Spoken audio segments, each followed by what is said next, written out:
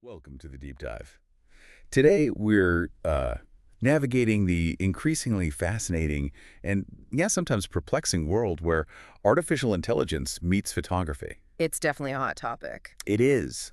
Yeah. And we've got some great insights lined up from 7 different photographers. Each one is kind of wrestling with how AI can be used ethically in their own work. Yeah, and it's such a crucial conversation to be having right now. I mean, AI's impact, it's just accelerating, isn't it? Totally.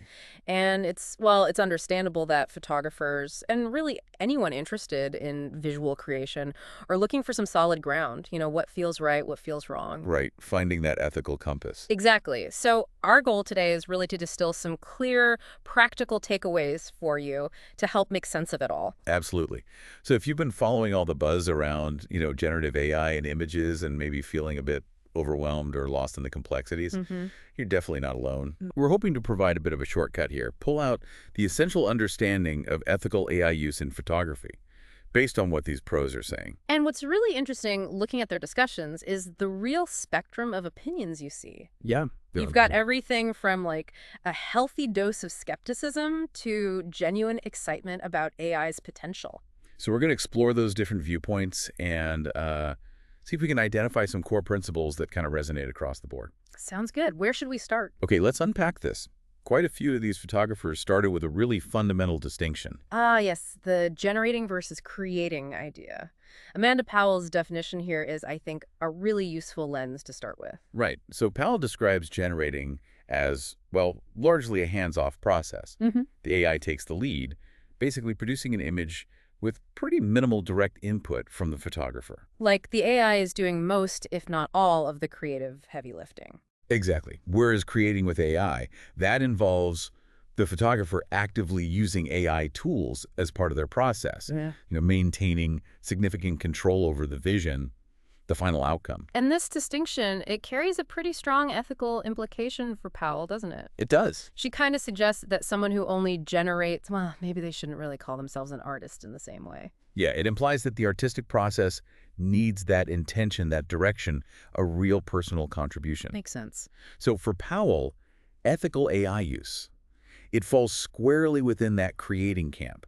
She gives some really practical examples, Like what? like using Photoshop's content-aware fill Yeah. to, say, subtly extend a background, change the aspect ratio slightly. Okay. And this is important with the big caveat that this wouldn't fly in photojournalism, obviously, where factual accuracy is key. Right. Different rules apply there. Totally. She also mentions things like the clone stamp tool or maybe creating digital double exposures. These are examples where the photographer stays firmly in control. AI is an aid, not a substitute for skill or artistic choice. So it seems the core issue isn't necessarily the tool itself, but maybe the intent behind using it and how much human input is involved. That's a great way to put it. Maybe the ethics lie on a kind of spectrum of human involvement rather than just being a simple yes or no. That resonates. And this idea of AI as a tool, something to streamline workflow, that comes up with Yuka's Spikaya as well. It does. He sees potential value in both types, generative and assistive AI, for speeding up some of the, let's face it, tedious parts of post-production. Yeah, the stuff that takes hours. Spikea emphasizes, though, that someone who really sees themselves as a creator, they'll still want to have that significant influence over the final image. Right, you don't want to give up the creative control. Exactly. He sees AI as a way to get certain results, maybe more efficiently than doing it all manually, but, and this is crucial, it should speed up the work, not replace the photographer's thinking, their unique vision, their creative input. So it's about boosting efficiency, but without sacrificing the artistry. Precisely. Okay, this idea of a spectrum seems important. And Boris Eldagson reinforces this too, offering a very clear way to categorize AI in photography. Yeah, he makes a really sharp distinction, doesn't he? He does. Between generative AI, which basically, dreams up entirely new images from prompts or data, and assistive AI, which helps with more routine workflow tasks, things like white balance, sorting images, maybe enhancing detail. And Eldagson raises a really critical point about where the ethical line might be. He specifically cautions against letting AI handle core creative decisions. Yeah. Things like cropping or composition. Oh, that's interesting. Why? Well, his reasoning is if photographers start outsourcing these really fundamental artistic choices, they risk not only watering down their own creative voice, but potentially, well, making their own skills kind of obsolete.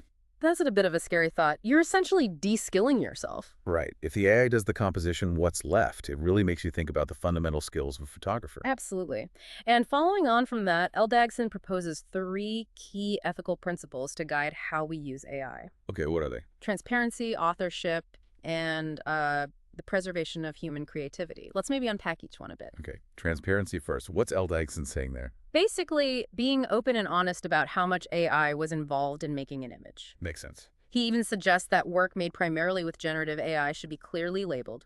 He actually proposed the term promptography to distinguish it. Promptography. Huh. Okay. And why is that transparency so important, do you think? Well, historically, photography has always had this link, however tenuous sometimes, to capturing a moment of reality, right?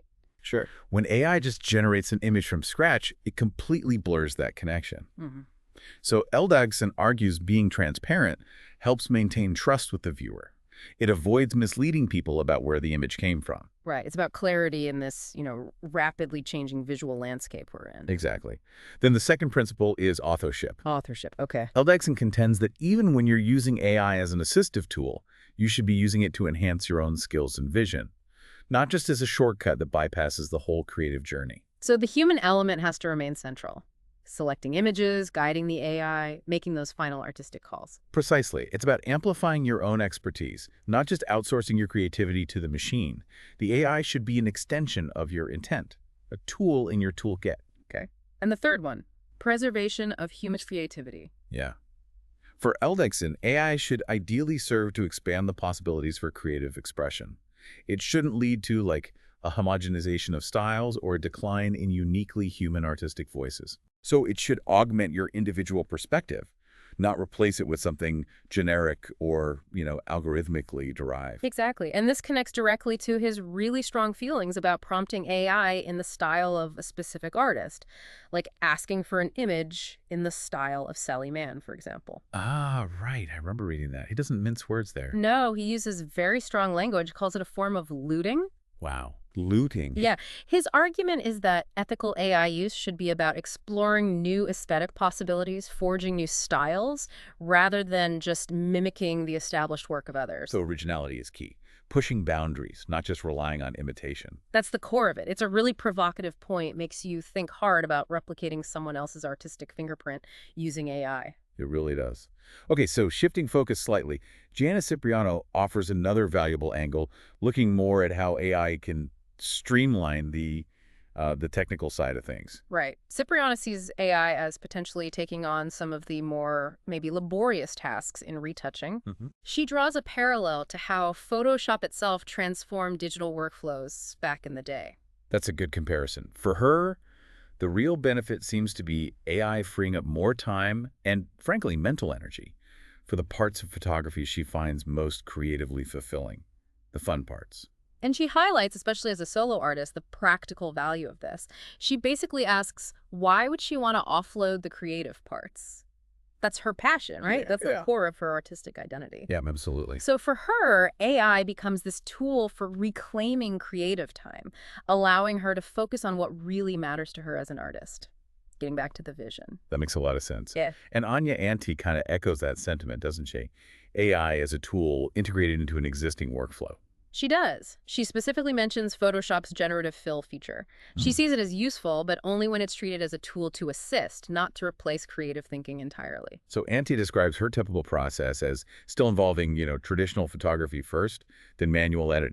For her, generative fill is maybe a way to speed up certain tasks, perhaps simplify some complex edits, or even spark new ideas for just subtle changes. Minor refinements. But she's clear she's using it for minor adjustments, not fundamentally altering her images with AI. Exactly. And importantly, Anti also touches on those broader ethical questions about AI development itself.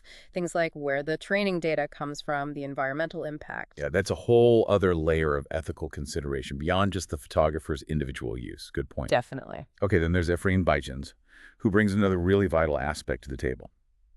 The crucial role of human perception, emotion, and intentional choices. Ah, the human element. Yes.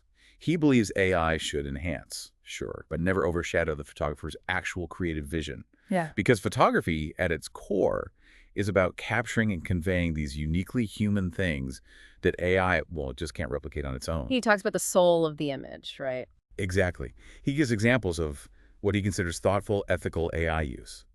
Things like using noise reduction software or making minor retouching tweaks to enhance image quality, but without losing that fundamental character, that soul of the photo. So refining, not replacing the essence. Precisely. Mhm. And he also really reinforces that need for transparency and honesty. Yeah. Being upfront with fellow photographers and with your audience. Trust again. And Thaddeus Biberauer, he brings us right back to the sort of foundational experience of being a photographer. How so? For him, it's deeply rooted in being present, being out in the world, observing, reacting with the camera in your hands.